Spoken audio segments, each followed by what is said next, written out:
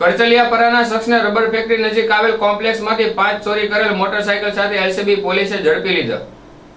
ભાવનગર શહેરમાં LCB police પેટ્રોલિંગમાં હતી તે દરમિયાન બાતમી મળી હતી કે રબર ફેક્ટરી સર્કલ પાસે આવેલ સૂર્યદર્શન કોમ્પ્લેક્સના પાર્કિંગમાંથી ચોરી કરેલ 5 મોટરસાયકલ સાથે કરચલિયાપરામાં રહેતો રામ ઉર્ફે વિશાલ મનસુખભાઈ પરમારને મોટરસાયકલ કિંમત રૂપિયા 2,50,000ના મુદ્દામાલ સાથે ઝડપી લઈ ધોરણસરની કાર્યવાહી હાથ ધરી છે।